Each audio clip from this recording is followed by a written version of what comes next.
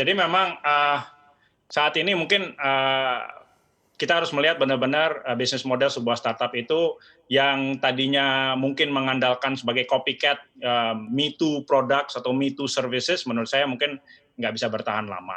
Kemudian yang mengandalkan burning cash juga menurut saya nggak sustainable. Uh, Kemudian yang prediksi saya ya memang akan terpaksa melakukan konsolidasi. Jadi yang kita sekarang lihat itu adalah banyak konsolidasi, yaitu adalah startup yang relatif kecil dibeli oleh startup yang lebih besar, misalnya unicorn gitu. Unicorn beli startup dan segala macam untuk memperkuat produk dan ekosistem mereka. Itu akan semakin lama semakin banyak terjadi. Konsolidasi, merger, misalnya dua perusahaan yang sejenis sama besarnya, mereka akan konsolidasi merger.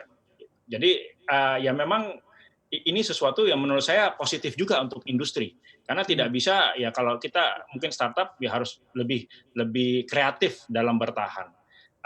Mungkin poin yang relatif baru saya mau singgung aja adalah mencari modal itu juga beda-beda sekarang. Kalau dulu kan startup hanya mengandalkan terutama kepada investor melalui venture capital dan sebagainya. Sekarang mungkin harus melirik IPO.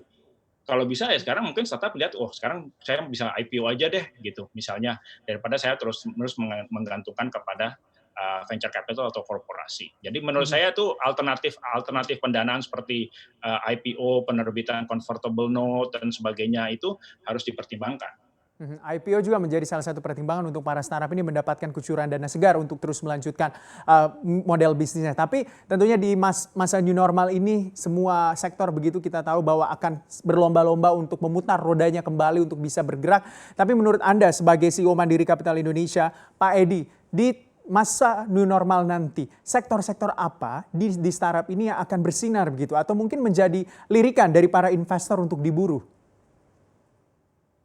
Ya, jadi kalau yang mungkin kita tahu ya seperti yang berbau-bau dengan distance itu ya seperti distance learning, kemudian e-commerce yang jual beli online, logistik dan segala macam itu akan terus naik ya. Itu mungkin sudah standar ya. Cuman ada beberapa yang menurut saya prospektif. Contohnya agriculture, pertanian.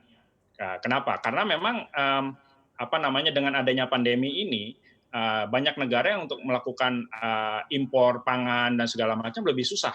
Jadi kita memang harus memperkuat ekosistem pertanian di dalam negeri. Oleh sebab itu uang yang akan masuk ke pertanian untuk menjaga self-sustainable agri dan pangan di negara kita akan bertambah. Jadi menurut Baik. saya itu ada beberapa contoh yang mungkin bisa kita melirik ke sana.